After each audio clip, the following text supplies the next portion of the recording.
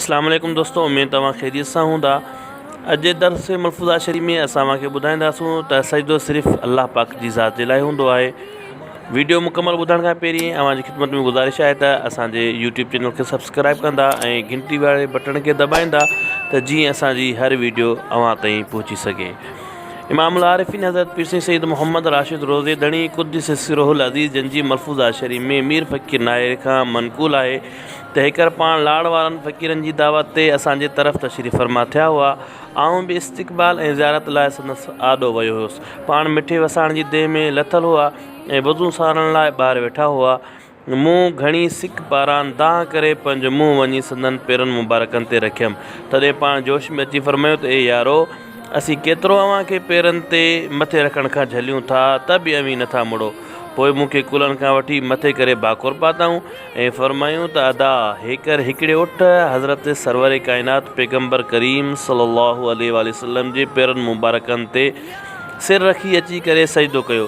तॾहिं पाण करीमन सल्लल्लाहु अलैहि वसल्लम उठ खे नक खां वठी काबे शरीफ़ ॾांहुं सजदो करायूं। तव्हां त इंसान ऐं सम्झ ऐं होश वारा माण्हू आहियो, पोइ झलियल कम खां छो नथा पासो करियो। अहिड़े तरीक़े जो हिकिड़ो नकुल ख़ज़ानतुल मारिफ़त हज़रत पीर सईद तजुद्दीन जी मलफूज़ा शरीफ़ में मनक़ूल आहे त हिकु भेरे हज़रत ख़लीफ़तुल्लाह रज़ियल्लाहु अन्हु ज़ोहर जी नमाज़ पढ़ाए फ़ारिग़ थिया।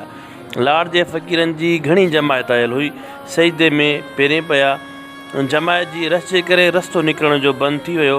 पीर साईं जमायत जे सजदे जे करे सख़्तु ॾमिरजी बग़ैर हथ मिलाइण जे कुर्सीअ वारी वट खां, जेका तमामु सोढ़ी हुई, निकिरी पंहिंजे कमरे में आया। पाण जॾहिं असर जी नमाज़ ते आया त लाड़ जे फ़कीरनि हथ मिलाइण ऐं चुमण जो इरादो कयो, मगर पाण वॾे जोश ऐं जलाल विचां फरमायूं त तव्हां काफ़िरनि जी रस्म इख़्तियार कई आहे ऐं इस्लाम जो पाक तरीक़ो छॾे ॾिनो। तंहिं करे तव्हां सां हथ हरगिज़ न मिलाइबो, यानी हथ बंदि।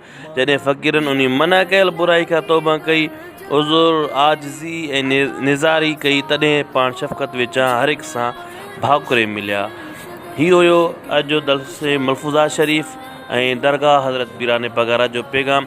उमेद त अव्हां हिन खे शेयर कंदा ऐं आख़िर में वरी बि अव्हांजी ख़िदमत में गुज़ारिश आहे त अव्हां असांजे यूट्यूब चैनल खे सब्सक्राइब कंदा त जीअं असांजी हर वीडियो अव्हां ताईं पहुची सघे।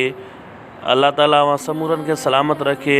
ख़ुदा हाफ़िज़। अस्सलामु अलैकुम वरहमतुल्लाहि वबरकातुहू।